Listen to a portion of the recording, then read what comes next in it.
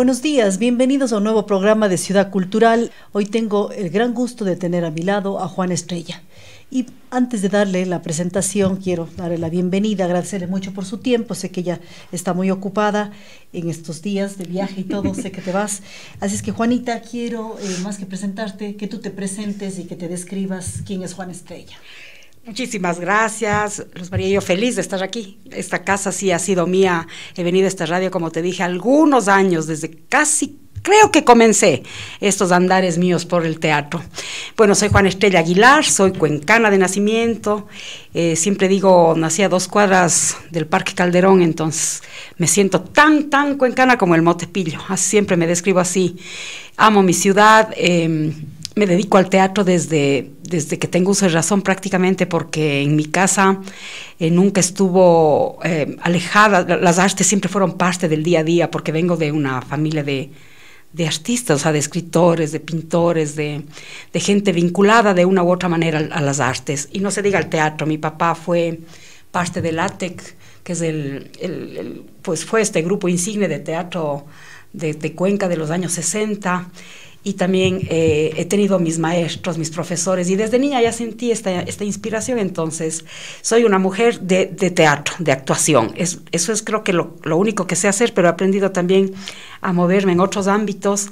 Pero básicamente soy una actriz de teatro, ahora dirijo, también produzco y también escribo. Entonces he dado estos pequeños saltos ya.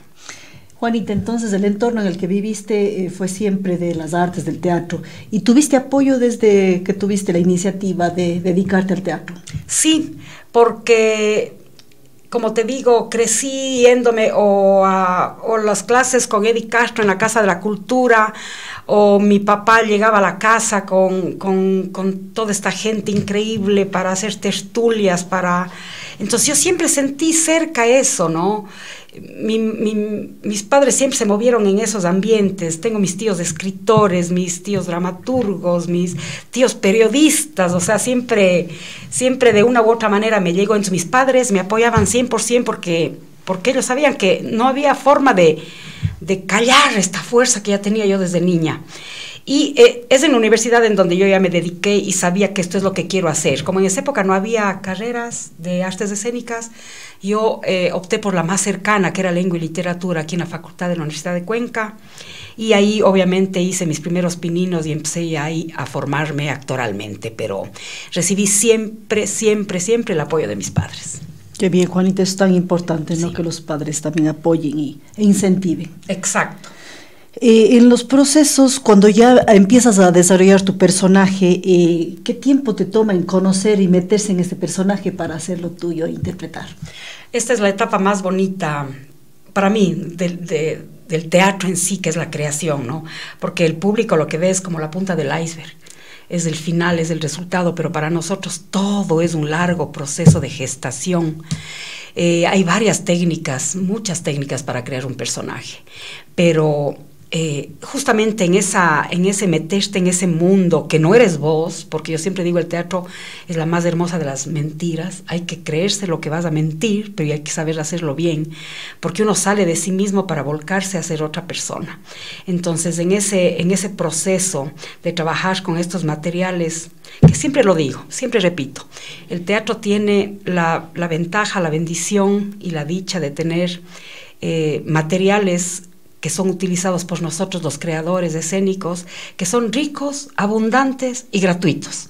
Son el ser humano y las emociones. Entonces imagínate poder trabajar con este amplio, pero infinitas posibilidades de emociones que tiene el ser humano. Entonces hay que conocer a fondo lo que significa el dolor, el temor, la alegría, el placer, la felicidad. Todas las emociones humanas tenemos que conocer para saberlas transmitir. Entonces cuando yo creo un personaje, dependiendo del director con el que trabaje o dependiendo del método que yo use, entro tan profundamente a crear el personaje que ya es parte de mí. Entonces mis personajes ya se vuelven orgánicos. Mis obras, que pueden tener 20 años, 10 años, cuando sale el personaje, sale tan orgánicamente como que abriera un baúl y ¡blum!, sale a la vida, ya está formado. Pero todo ese proceso de gestación es a veces hasta doloroso, porque a veces no puedes encontrar fácilmente la voz del personaje.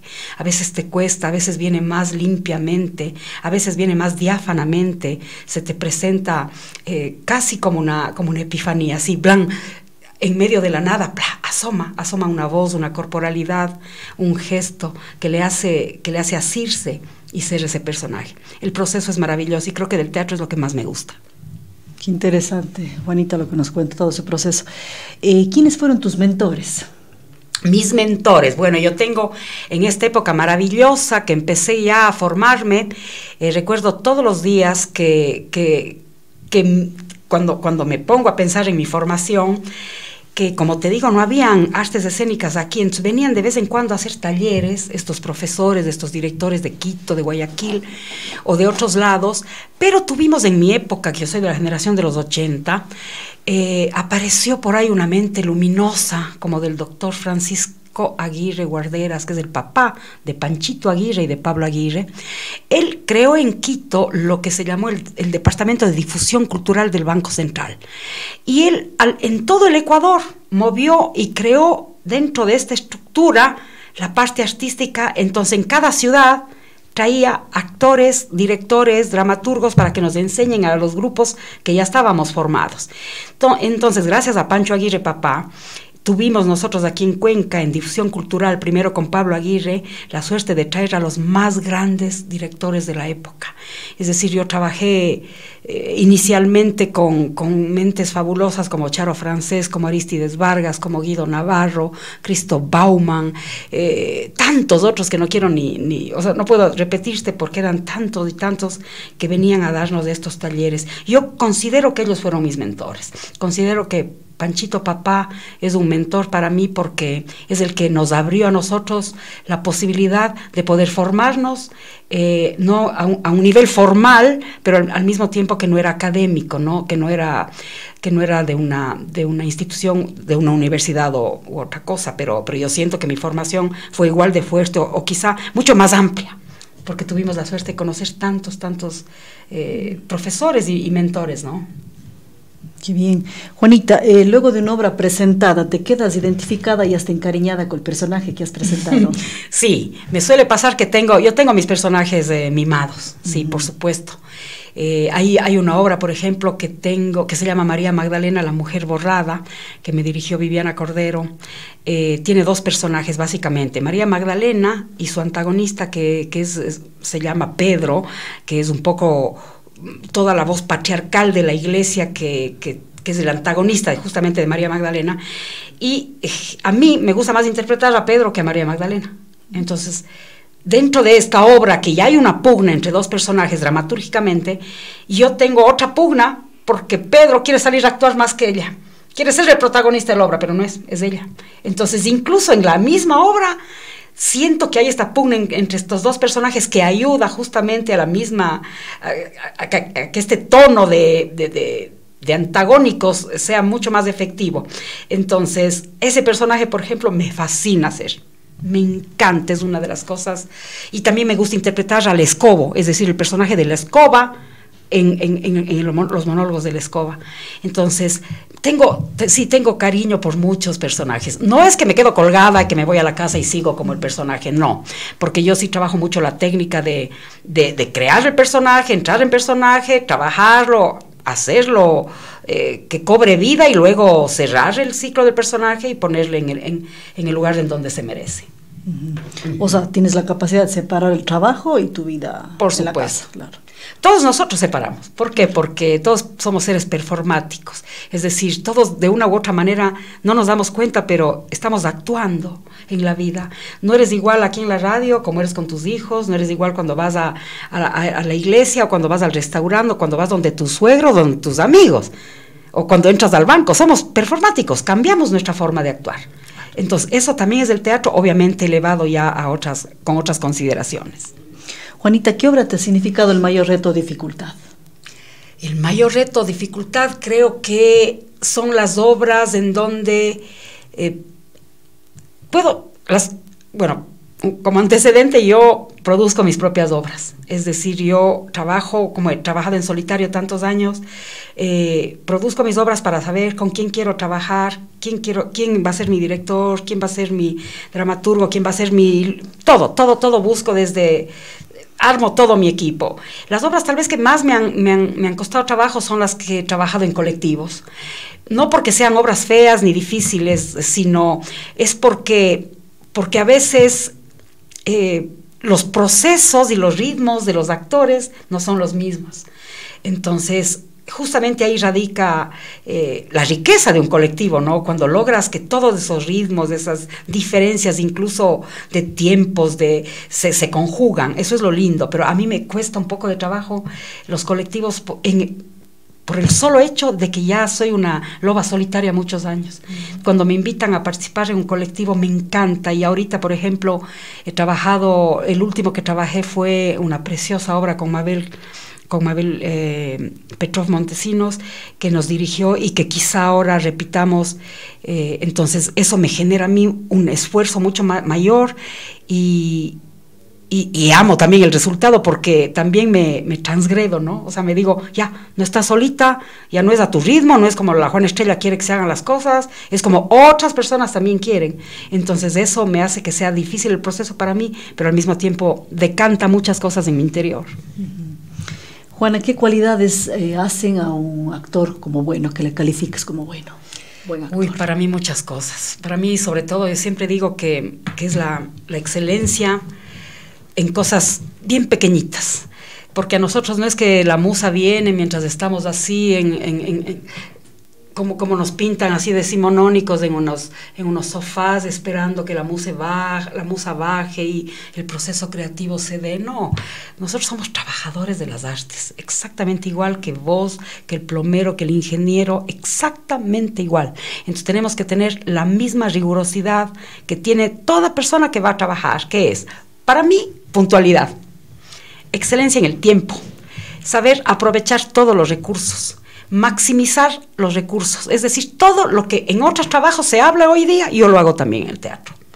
El teatro es un producto cultural, entonces por eso mismo tiene que ser elaborado con rigurosidad, con excelencia, y tenemos que los artistas traspasar esa barrera de, es que yo no puedo vender porque yo me estoy dedicando a crear y la parte de la producción no va conmigo. No, para mí un actor tiene que ser buen actor en todo el sentido, ¿no?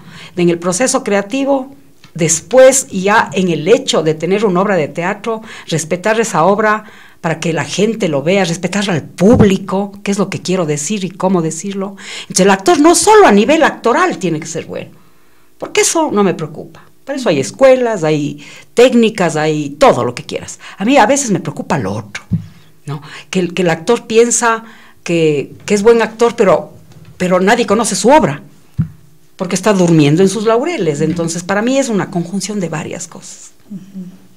Juanita, ¿qué es más fácil, hacer reír o hacer llorar al público? Yo creo que es más fácil hacer llorar, porque hacer reír vulgarmente, banalmente, es muy fácil, porque utilizas el recurso de la gratuidad, del lenguaje fácil, vulgar. Hacer reír. Lo rojo, no lo sí, amarillista, no sé. Sí, sobre todo, claro, o sea, el lenguaje vulgar, la mala palabra utilizada todo el tiempo, el doble sentido, esta cuestión que podemos decir nosotros, no sé, de este chiste vulgar. Entonces, así es muy fácil hacer reír. Yo puedo hacerte reír diciéndote 20 malas palabras, 4 historias con doble sentido, con carga sexual, ahí se ríe todo el mundo. Otra cosa es hacer reír inteligentemente. Otra cosa es hacer reír inteligentemente. Entonces ahí es mucho más difícil, porque llorar, nosotros podemos sacar las emociones de este rato. Puedo hacer un personaje en donde me rompa y me quiebre de dolor, y la gente se quiebra también mirándome, porque es una relación un poco más directa, pero el humor es mucho más complejo. Bien fino, ¿no? Tiene que ser fino. Y sobre todo, muy valorado, porque si no ya es tan desvalorizado el humor en nuestra sociedad. O sea, ahora peor con esto de las redes, que claro, yo soy de otra generación, pero es todo tan rápido, tan inmediato el humor, inclusive. Por eso hay que volver a Por eso es tan importante leer sobre humor, entender lo que es el humor y sobre todo los colegas, ¿no? O sea, ¿cómo quiero hacer reír a la gente? ¿Desde dónde hago reír a la gente? ¿Desde qué lecturas? ¿Desde cómo me estoy apropiando de las realidades para, a través de la risa, dar un mensaje? Siempre he dicho, yo como Juana Estrella, la forma más seria que tengo de decir las cosas es a través del humor.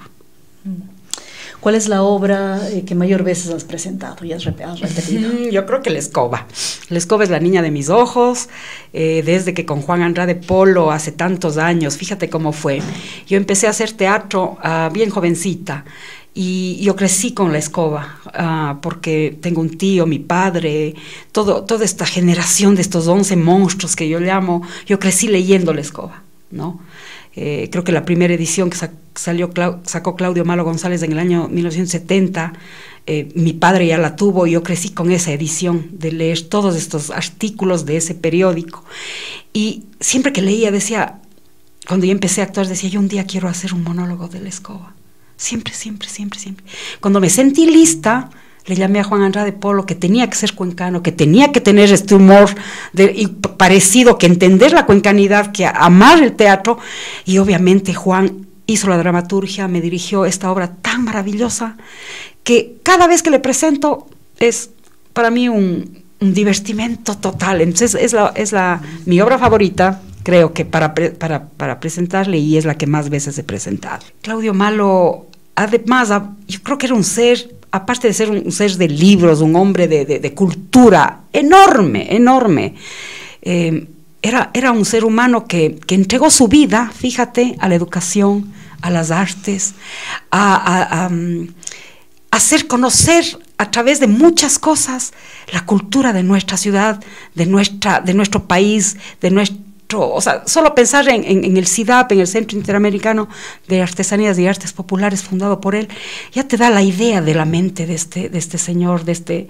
este hombre que nos deja un legado increíble, y que además de todo, un ser que tuvo la brillante idea de tomar los diarios La Escoba y hacer esta antología de La Escoba, que yo pienso que todo Cuenca le debemos, y no se diga las instituciones.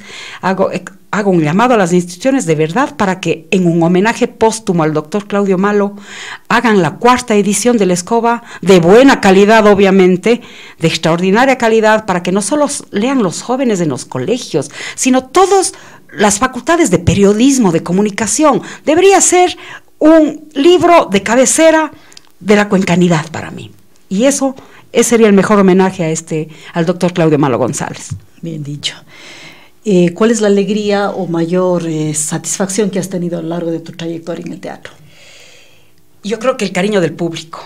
Fíjate que esa gente que me ha acompañado absolutamente a todas mis obras. Te voy a dar un caso que para mí siempre me alegra el corazón. Yo tengo una familia cuencana, que es la familia Neira Alvarado, que no me han dejado de ver en una sola obra. Es más, no solo una obra, se han repetido 10 o 20 veces cada obra mía. Yo les digo, tanto el cariño, me dicen, pero es más allá del cariño, nos encanta tu trabajo. Van a todo. Entonces, así como ellos, tengo tanta gente, ese público maravilloso que me sigue, que ha ido, como digo, desde mis comienzos, y he ido formando mi público, y mi público me ha ido formando a mí.